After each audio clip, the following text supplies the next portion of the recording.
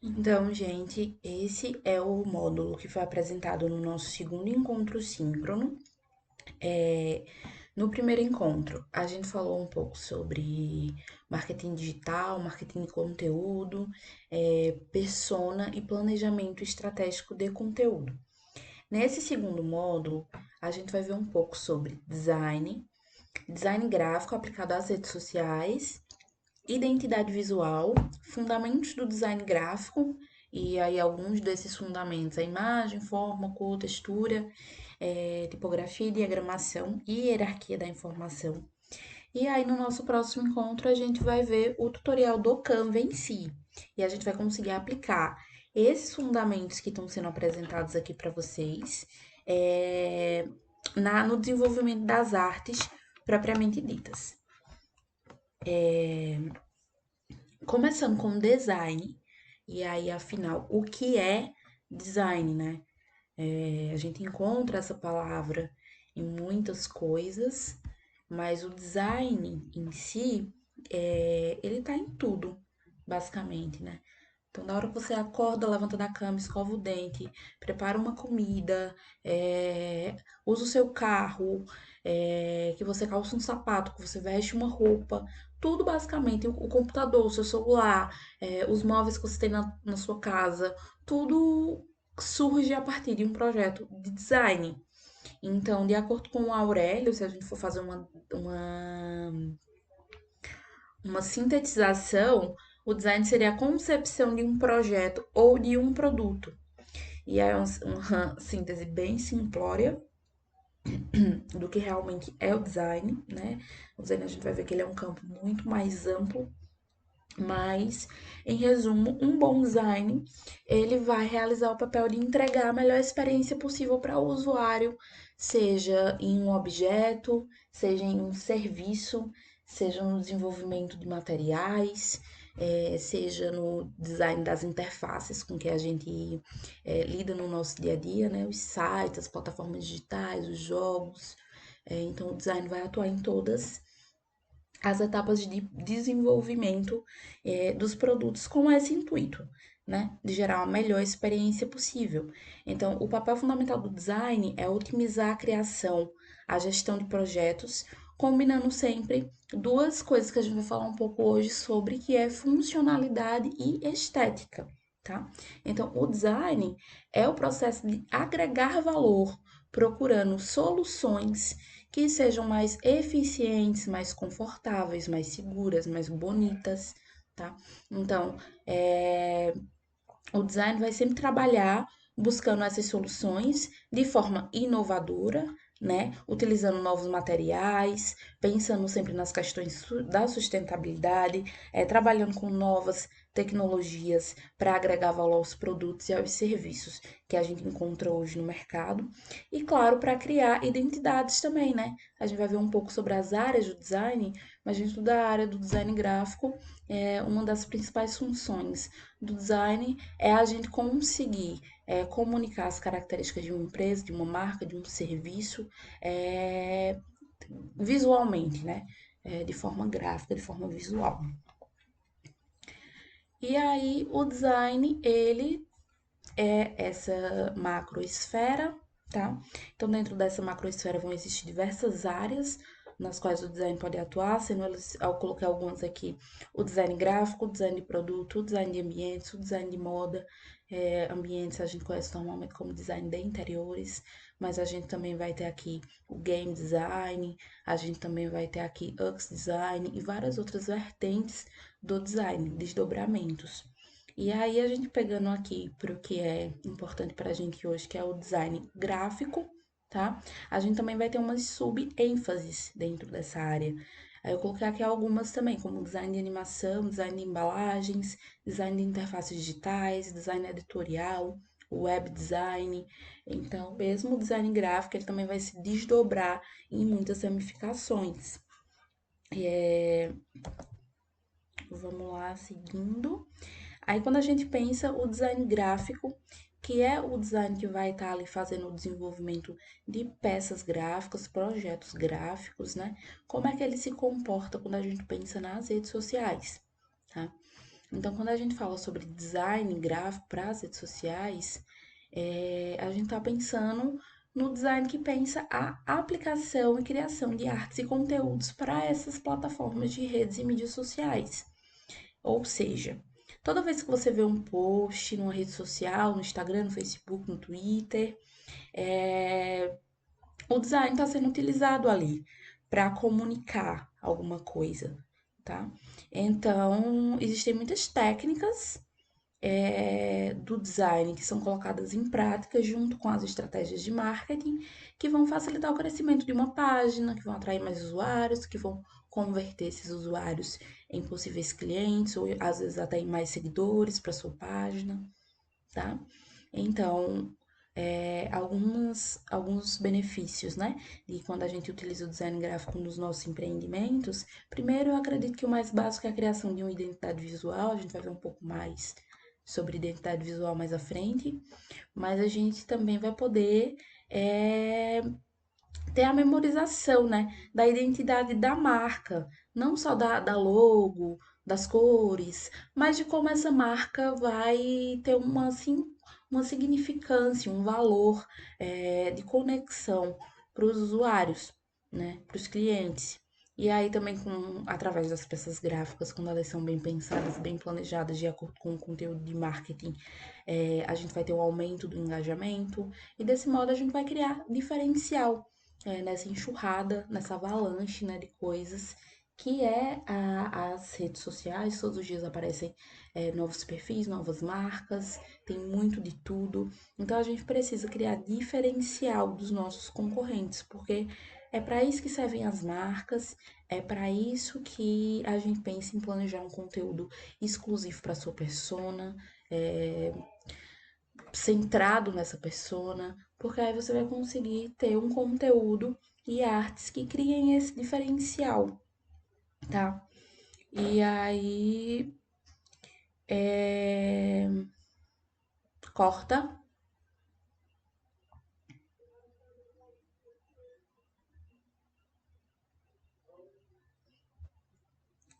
volta.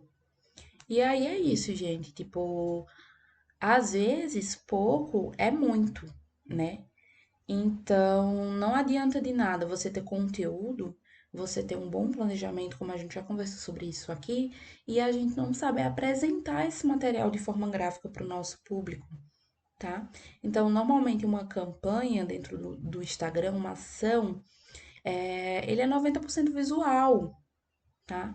Então, a escrita, os textos, as legendas vão ter mais ou menos uns 10% de relevância nesse processo. Então, a gente precisa entender bem como a gente utiliza os elementos visuais ao nosso favor, como é que a gente faz boas composições visuais para cumprir com o objetivo que tenha essa peça, né? Dentro do nosso planejamento. Se eu mostro essa imagem para vocês, essa imagem foi uma trend que rolou nesse perfil, Maria de Design. É um perfil bem legal, ela cria muitos conteúdos sobre branding, sobre marketing digital, sobre design gráfico. Então, ela fez uma brincadeira para falar o poder da marca, né? O poder visual que as marcas têm. Porque se eu mostro essa imagem, eu tenho certeza que todo mundo vai pensar no McDonald's, e mesmo não tendo um M, não tendo nenhum texto, né? A gente vai saber de olhar, o nosso cérebro vai ter a memória visual da marca do McDonald's. O mesmo acontece quando eu apresento essa imagem, né? Que ela até brinca. Assustadoramente você reconhece o que é sem ter nada escrito.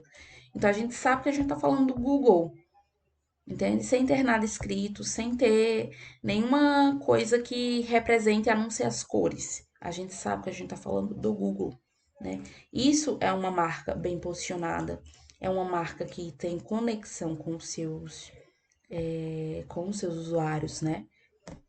E aí a gente fala sobre agora identidade visual, né?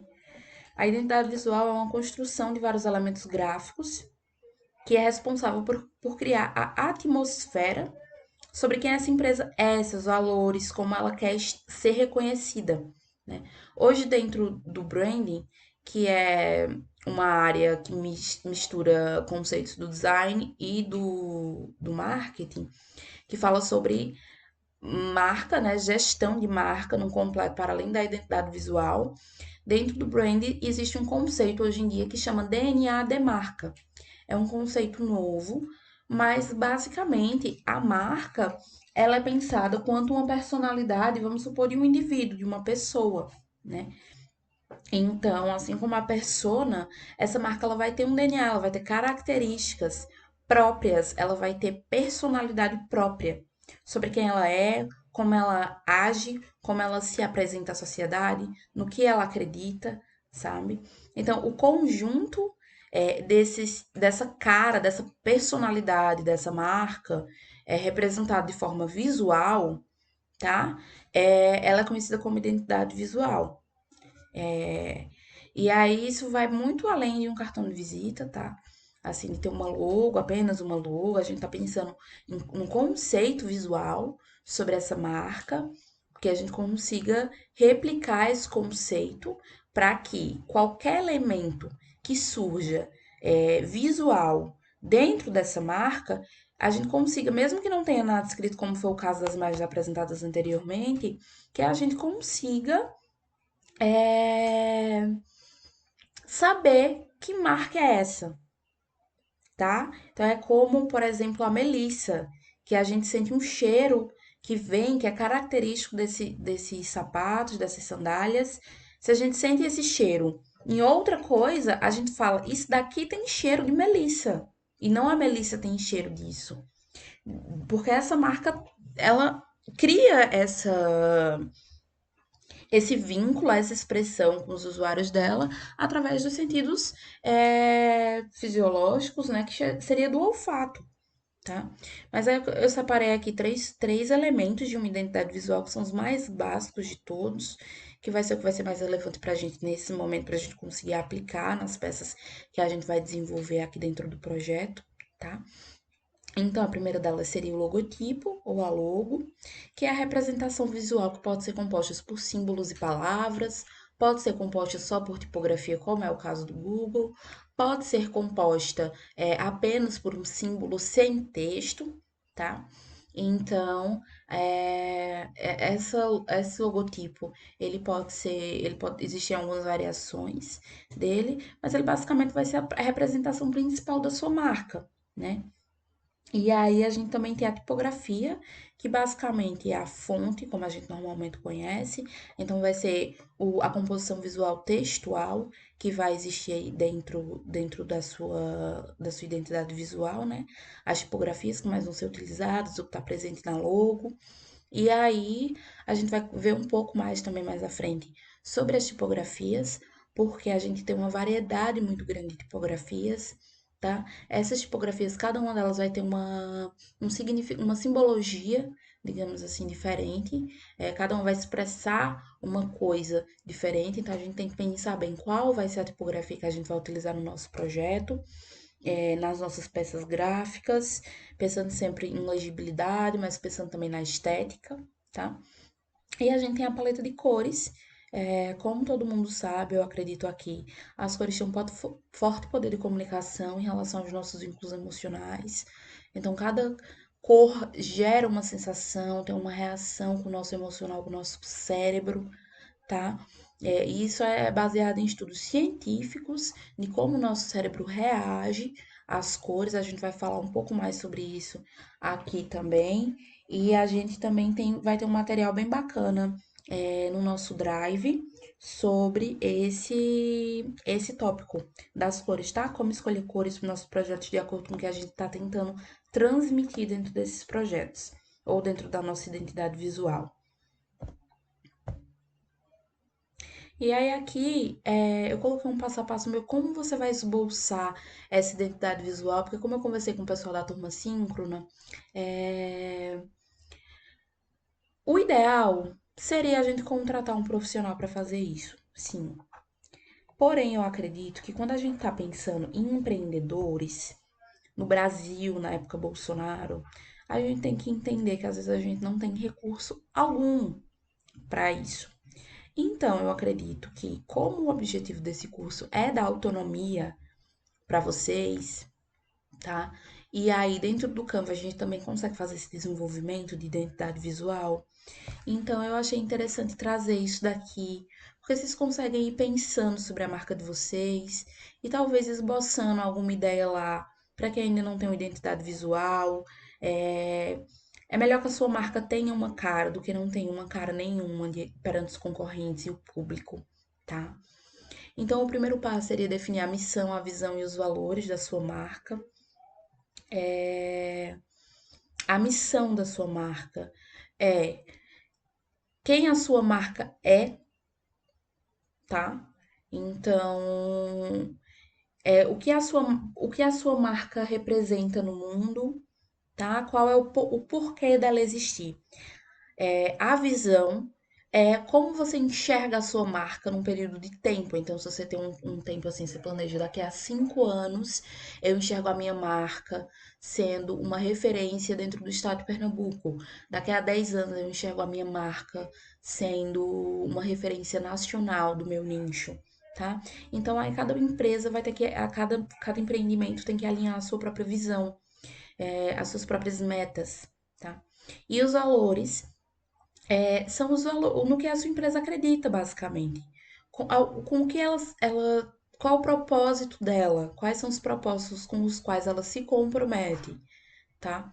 E aí, lá no Drive também vocês vão encontrar um material do Sebrae, com um passo a passo para você fazer essa definição de missão, visão e valores. Esse passo a passo é bem legal, você vai responder algumas questões, eles fazem algumas perguntas, você responde sobre o seu negócio e depois você topifica essas respostas, tá? E aí, no segundo passo, você iria realizar um briefing, né? Esse briefing é o que basicamente é o briefing, né? É um documento que vai servir como guia para a execução desse projeto, tá? Vão ter uma série de informações sobre a sua empresa, o mercado que ela atua, qual o público para quem ela se direciona, para a partir daí, a partir dessas informações, você começar a pensar uma paleta de cor que combina com essa essência que você descreveu nesse briefing, uma tipografia que expressa essa personalidade, ícones que simbolizem a sua marca, tá?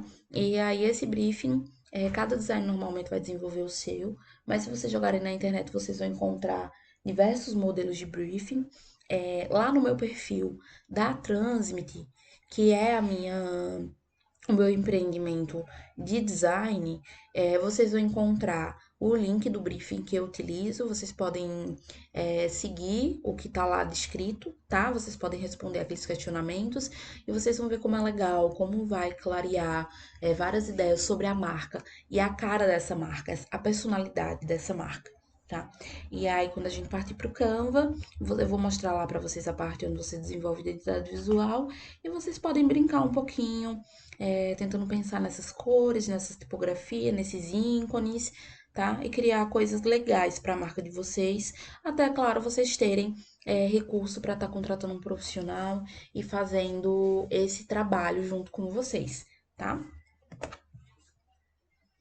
E aí, aqui, falando um pouco mais sobre missão, visão e valores, né? Como eu falei, a missão é a intenção dessa empresa existir, a razão dela existir, o porquê dela ser, tá? A visão é a situação em que sua empresa deseja chegar em um período de tempo definido, como eu falei anteriormente.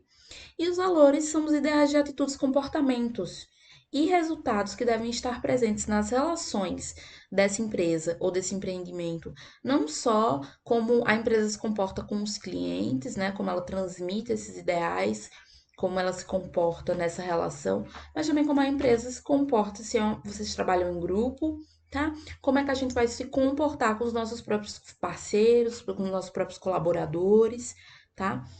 Então, todo empreendimento, independente do porte, independente de você ser uma empresa grande ou pequena, é interessante vocês fazerem isso, porque aí também acho que vocês pegando o ritmo de fazer esse tipo de atividade, vocês podem ficar fazendo isso periodicamente com a empresa de vocês, para ir entendendo o caminho, né, que o empreendimento vai tomando.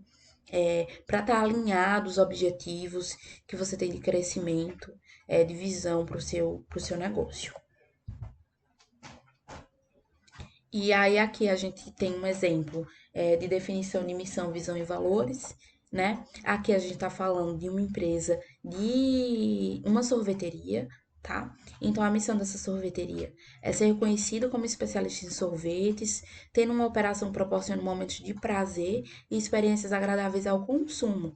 Então, a identidade visual, a forma que essa empresa vai se comportar, é, a forma como essa empresa vai estar presente nas mídias digitais, os conteúdos que essa empresa vai pensar, sempre vai ter em consideração que a missão dessa empresa é gerar experiências prazerosas ao realizar, quando o cliente realiza o consumo desse produto.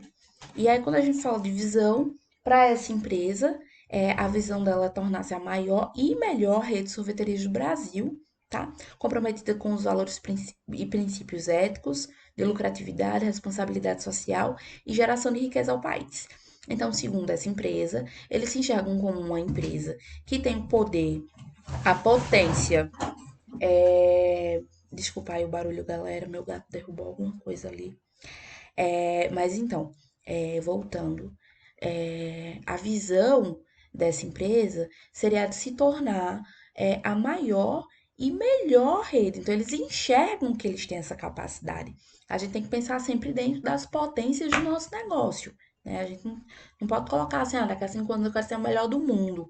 Então, a gente está trabalhando aqui pensando em coisas possíveis, tá? Então, eles têm o plano de se tornar a maior e melhor rede de sorveteria do Brasil, mas também de não só ser a melhor, como estar comprometido com alguns valores, tá? Que seria a responsabilidade social, que seria a contribuição e geração de riquezas para o país. E os valores seria a contribuição positiva com a comunidade, com o meio ambiente, o respeito com os franqueados, que seria as pessoas com quem eles trabalham, os colaboradores, tá? Com os fornecedores, os concorrentes, reconhecendo que a rentabilidade é essencial para os negócios e reconhecendo também a paixão pelo que eles fazem. Então, esses são os valores deles, tá? Tá, e aí agora a gente vai falar sobre os fundamentos do design gráfico, né? Vai parecer difícil, mas na prática é uma coisa bem simples. A gente só precisa memorizar esses conceitos e treinar eles bastante para eles se fixarem na mente da gente. E uma hora se torna um tanto automático. A pessoa já vai montar uma arte, por exemplo, com esses fundamentos, sempre tá precisando parar para refletir sobre cada um deles, né? Então a gente vai precisar treinar bastante para memorizar essas coisas. Nas primeiras artes que a gente for desenvolver, a gente tem que começar pensando cada um desses fundamentos, mas aí depois vocês vão ver que isso vai se tornando uma coisa mais tranquila. O primeiro tópico que eu achei aqui muito importante trazer foram alguns tipos de imagem, é, que são os tipos de imagem mais utilizadas nas redes sociais.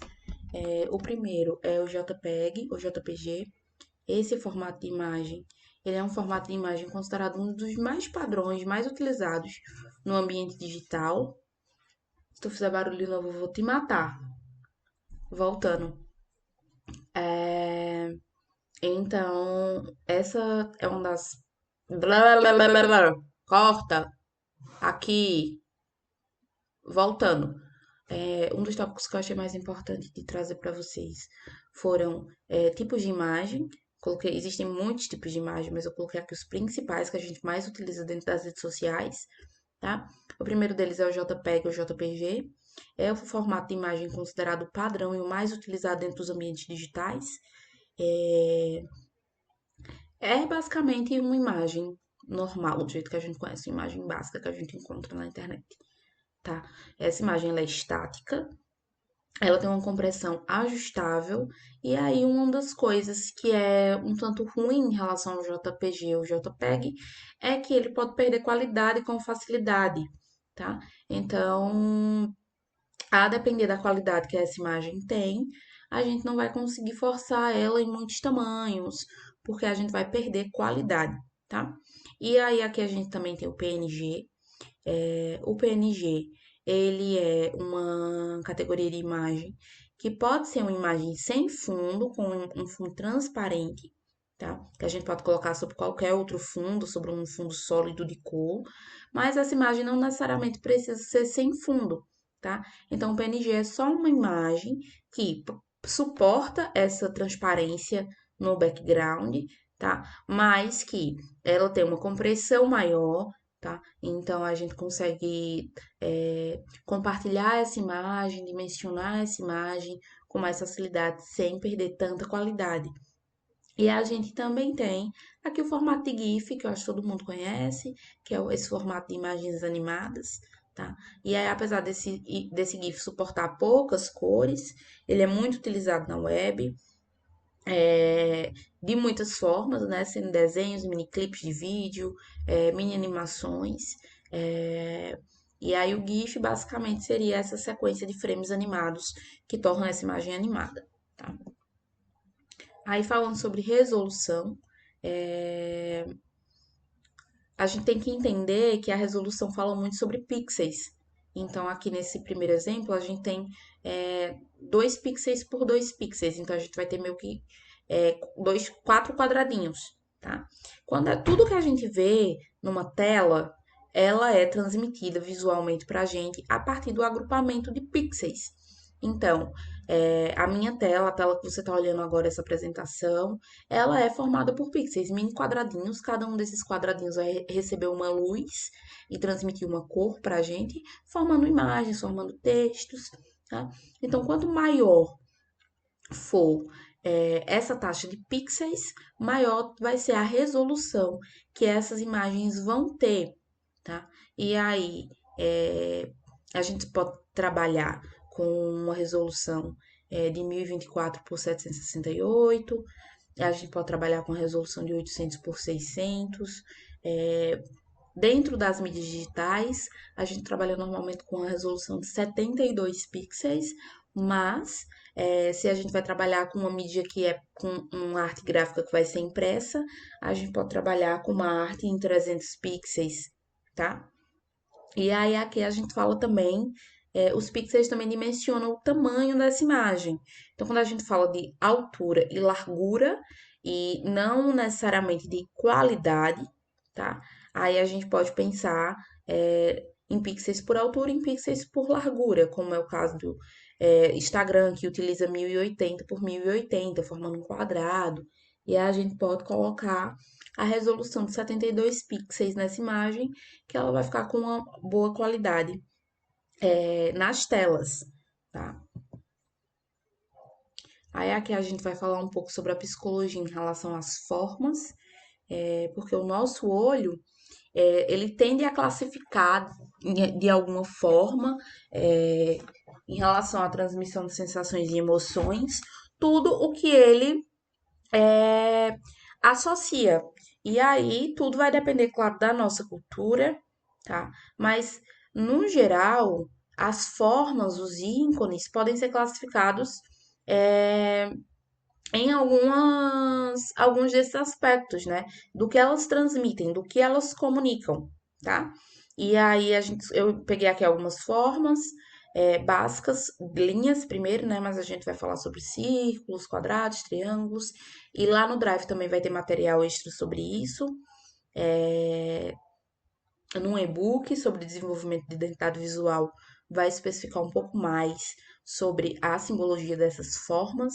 Então, tudo dentro do design gráfico, como a gente está pensando nas representações visuais das coisas, nada tá ali por acaso, né? Então, a gente não vai colocar uma linha qualquer de qualquer jeito, uma forma qualquer de qualquer jeito. A gente vai pensar no que a gente está tentando comunicar para os nossos usuários de acordo com o que a gente está propondo ali dentro daquela arte. Então, quando a gente fala de linhas verticais, essas linhas normalmente estão associadas à força, ao progresso, tá? À eficiência. Já as linhas horizontais transmitem uma sensação de estabilidade, de tranquilidade, né? De confiança, uma coisa tênue. E aí, quando a gente fala das diagonais, ascendentes, né, que seria essa linha apontando um tanto para cima. A gente está falando de movimento positivo, de crescimento, de dinamismo, enquanto as linhas diagonais descendentes normalmente trazem um sentido um pouco mais negativo, a depender de como elas são utilizadas, um pouco de regresso, tristeza, negatividade, tá? Porque está descendendo. E aí, em relação também às formas, quando a gente fala de formas redondas, curvas, circulares, essas formas, elas são associadas, o nosso cérebro faz essas associações à harmonia, né, à feminilidade, naturalidade, tá? Energia positiva, suavidade, tá? Pertencimento, relações harmônicas, tá? Então, os aspectos emocionais que a psicologia das formas vai dar para essas formas redondas, curvas e circulares é de uma coisa mais leve.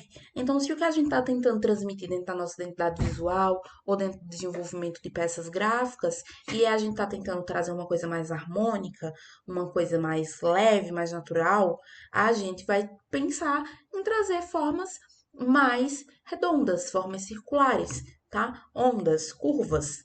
E aí, quando a gente pensa nas formas retangulares, quadrangulares, essas formas elas são associadas à solidez, à segurança, confiança, estabilidade, raciocínio. Então eles têm essas formas, elas têm esse aspecto duro, tá? Quinas.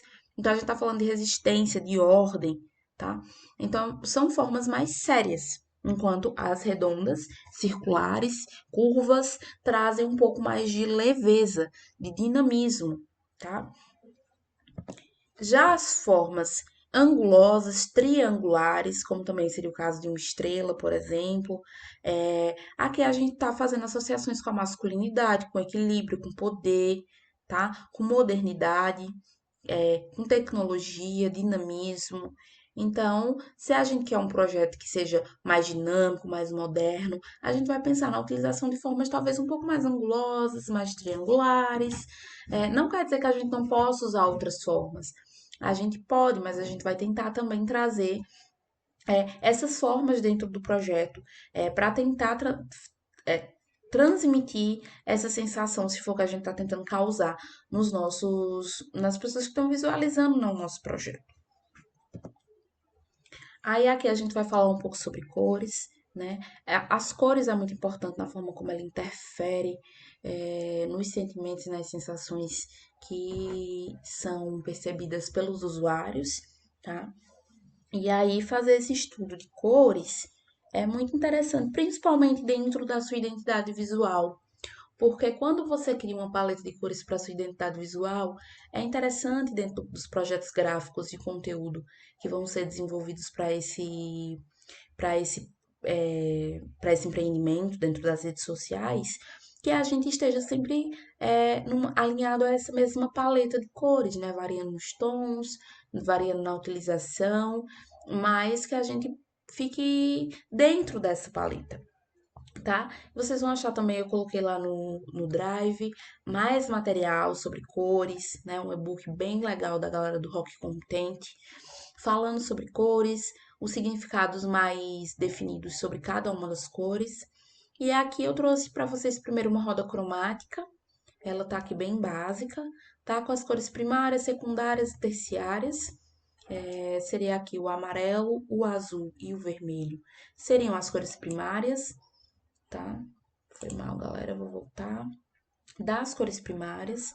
As cores secundárias nascem da mistura dessas cores, o amarelo com o laranja, perdão, o amarelo com o vermelho dá aqui o laranja, que se torna uma cor secundária, tá?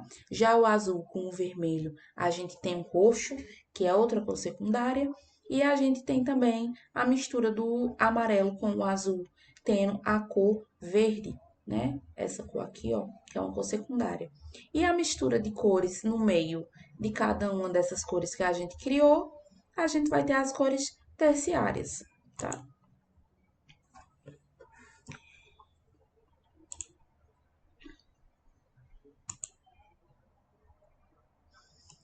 E aí, na utilização dessas cores, a gente vai ter alguns tipos de combinações, tá? Alguns tipos de harmonias que a gente pode fazer de combinação com essas cores.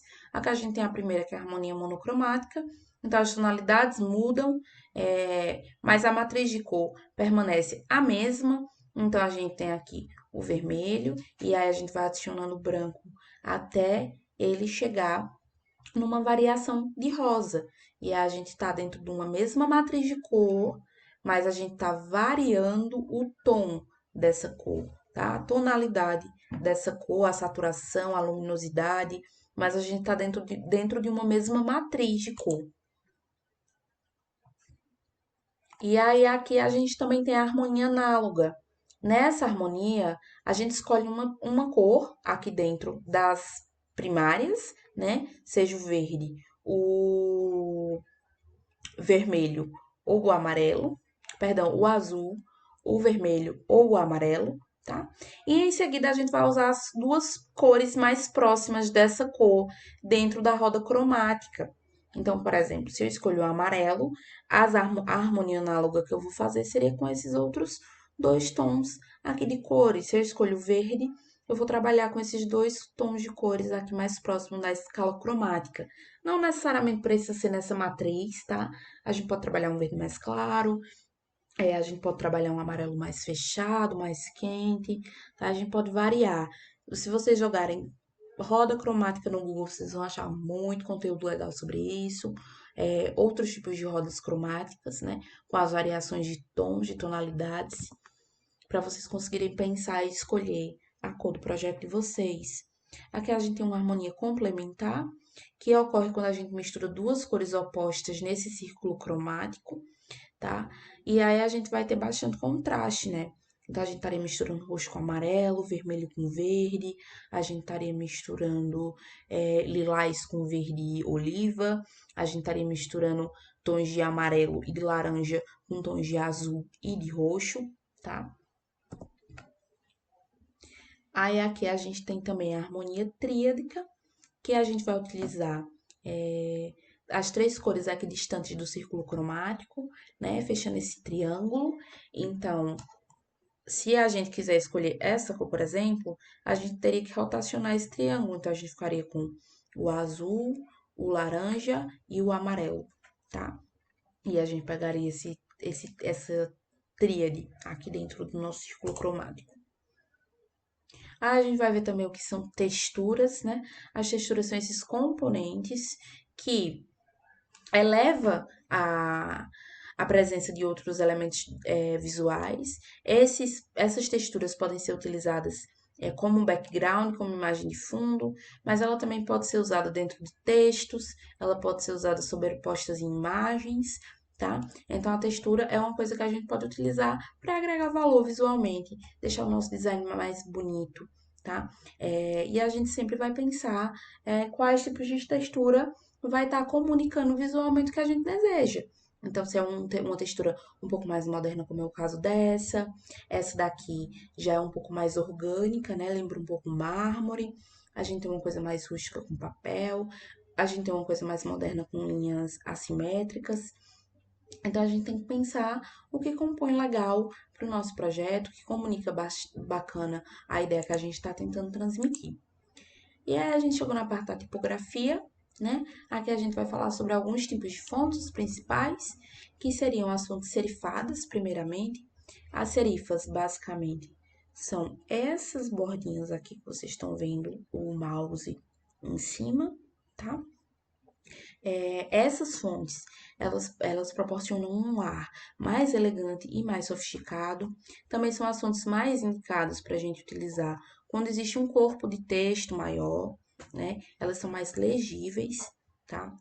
Quando um logotipo utiliza normalmente esse tipo de fonte serifada, a ideia é que a sua marca esteja transmitindo confiança, respeito, tradição.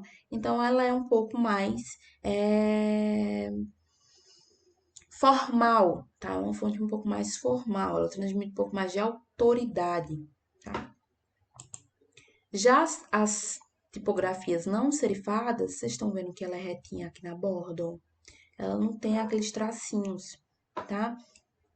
Esse tipo de fonte, ele oferece um visual mais simples, mais moderno, mais descomplicado, tá? Então a gente está aqui tentando transmitir clareza, tá? Tentando ousar um pouco, chamar um pouco de atenção de forma refinada, tá? Então esse padrão de fonte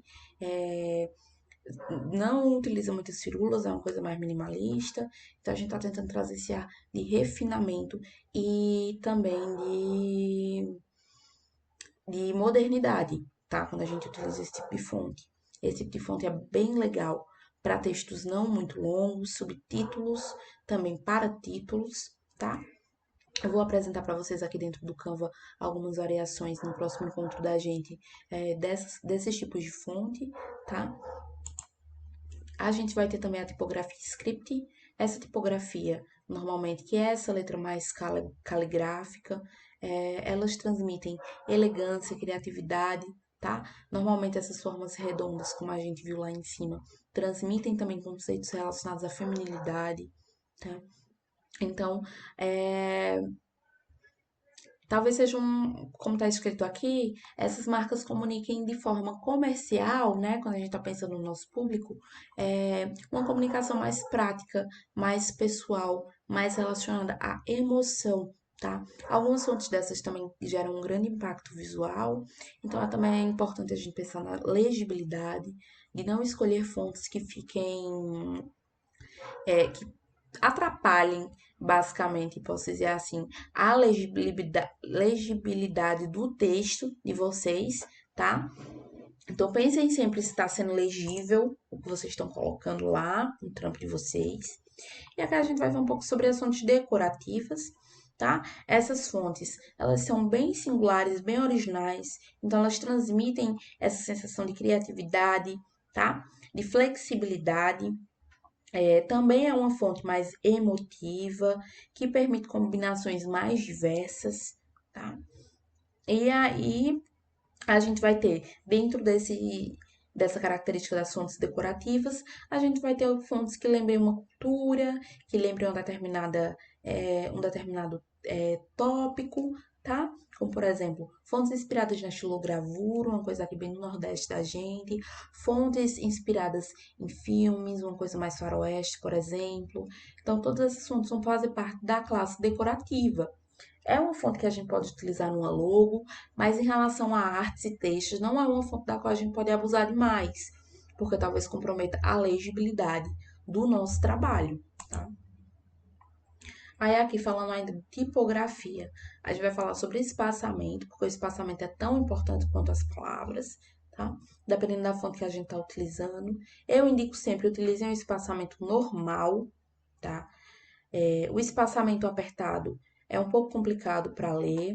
O espaçamento solto, a depender de como seja utilizado, pode causar uma confusão no leitor. Então, o espaçamento normal, sempre que possível, para a gente simplificar aqui o que a gente está tentando fazer e não ficar confuso dentro da arte da gente, tá?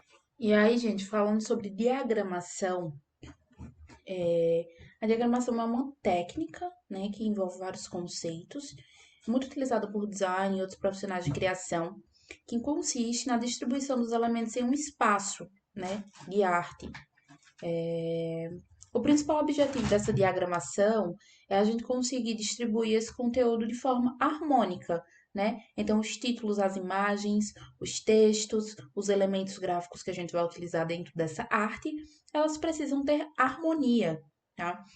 E aí, para que esse conteúdo, essa postagem, no caso, nessa arte, seja bem interpretada pelo seu público e consiga cumprir um papel determinado para ela, né? A gente vai usar algumas ferramentas da diagramação, tá? E aí a gente vai utilizar o contraste, o alinhamento, a repetição, a proximidade, tá? Existem várias outras ferramentas, eu elenquei aqui as principais, que eu acho que vão ser mais importantes para esse projeto. Falar sobre contraste é uma coisa muito complexa. E é complexa. E aí, falando sobre o contraste, né? Que foi o primeiro tópico que eu elenquei aqui. O contraste tem como a principal função atrair e fixar a atenção do leitor, né? Então a gente vai tentar, através de contraste, seja através de cor, de tipografia, a gente vai tentar intensificar o significado ou a simbologia de determinado texto ou determinada imagem dentro desse layout ou dentro dessa arte.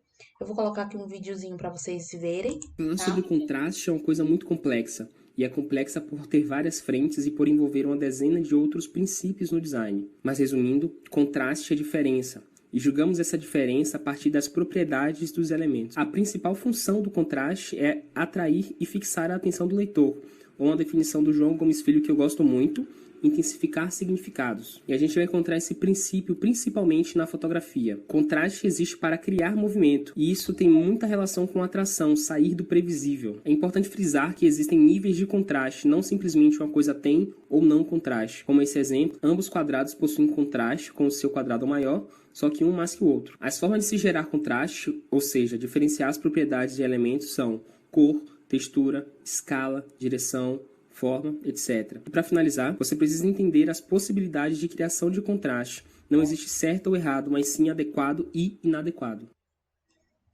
Então, esse videozinho ele fala pra gente que a gente consegue criar contraste de várias formas. Se a gente, por exemplo, usa o branco contra o azul escuro, a gente tá criando um contraste de cor, tá? Se aqui no meio a gente coloca uma fonte mais grossa ou mais fina, a gente tá criando um contraste através do texto, tá? Se a gente colocasse aqui uma textura, a gente estaria criando um contraste usando a textura para essa área central aqui do texto, que no caso o moço do vídeo faz isso utilizando a cor, tá? Então, a atenção, a intenção do contraste é dar destaque, intensificar o significado de algo e atrair e fixar a atenção do leitor para alguma ou do usuário para alguma das informações principais da arte, tá? Quando a gente fala sobre alinhamento, a gente está falando de criar uma conexão entre os elementos que vão estar nessa arte, nesse layout, nesse template, tá? Esse princípio aqui, essa ferramenta, o alinhamento, se comunica muito com o próximo princípio que a gente vai falar, que é o princípio da proximidade, tá? Mas aqui no caso coloquei um exemplo, vocês veem que esse texto ele está totalmente desalinhado, tá? Enquanto esse ele está totalmente alinhado. Imagina que aqui tem uma linha e a gente está pensando em alinhar os objetos a essa linha, a essa margem. Isso também poderia ser feito de forma central. A gente podia também alinhar uma linha imaginária aqui na lateral direita, tá? A gente pode fazer alinhamento superior ou inferior. Tudo vai depender do conteúdo que vai ter dentro dessa arte, tá? Texto, a indicação é: o alinhamento deve ser sempre feito à esquerda, porque é como o nosso cérebro lê, tá? Sempre de cima para baixo, da esquerda para a direita.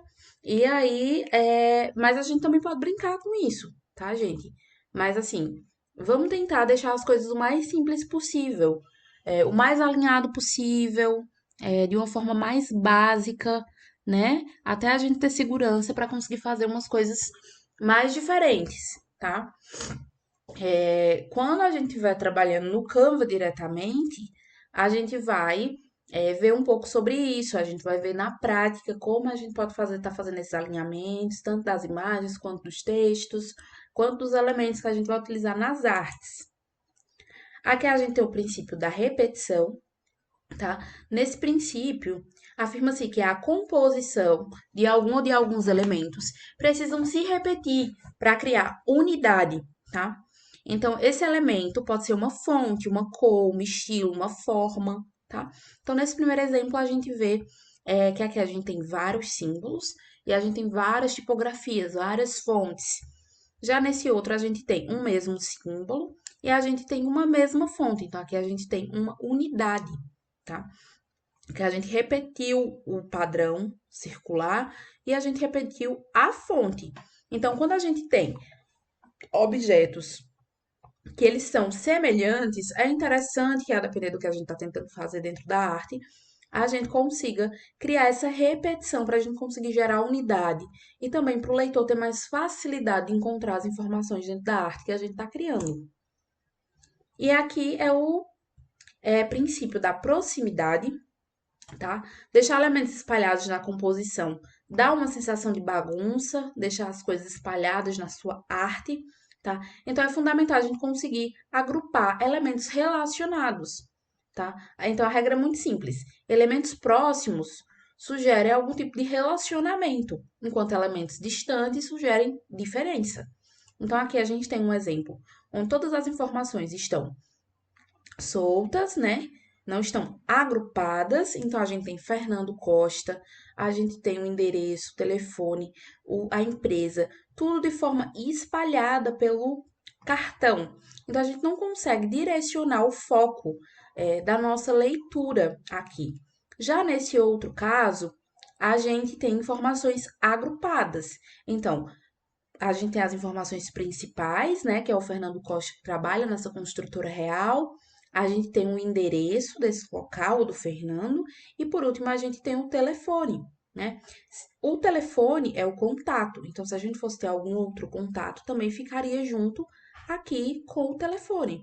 Se a gente tivesse um e-mail, ficaria junto aqui com o telefone. Porque aqui a gente está agrupando, criando proximidade com os elementos que têm uma mesma relação. E aqui a gente vai falar um pouco sobre a hierarquia da informação, né? O que seria a hierarquia da informação? É sobre a organização dos elementos gráficos e dos textos e das informações que vão ser postas dentro de uma arte por ordem de importância, tá? E aí, como é que a gente vai fazer essa hierarquia? A gente vai pensar quais são as principais informações que a gente quer tratar dentro do nosso post, e aí a gente vai pensar em como destacar, corta, volta, em como destacar utilizando alguns aspectos, como tamanho, tipografia, como cor, tá? E contraste, para a gente conseguir criar essa hierarquia, né? Para conseguir diferenciar uma informação da outra. Então, se a gente tem aqui um texto e aqui eu tenho uma informação maior, né? Que é o meu título, e aqui eu tenho uma informação com a fonte menor. Então, aqui a informação que vai estar tendo um destaque é a hierarquia da informação, que é o meu título, e depois a gente vai ler o restante, né? Então, eu fiz essa diferenciação através da fonte. A gente podia fazer isso através de cor, através de várias através de outros princípios, né? Como contraste, como tipografia, utilizando fontes diferentes, para a gente conseguir diferenciar essas informações, gerando uma hierarquia, tá?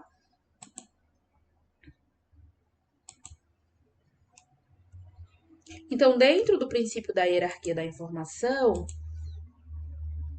dentro do princípio da hierarquia da informação, no caso, a gente leria primeiro isso daqui, depois isso daqui, depois isso e por último isso, tá? Então, aqui o texto principal, a nossa mensagem principal vai estar aqui. Depois a gente vai ler esse subtítulo porque ele também é maior. Depois a gente vai ler essa informação porque ela está agrupada com esse no centro aqui, ela está agrupada, então ela pertence a esse núcleo informativo. E por último, a gente vai ler essa informação aqui que está isolada, então gerando diferença, tá? Então a gente entende que essa informação talvez fosse a menos relevante dentro dessa postagem, tá?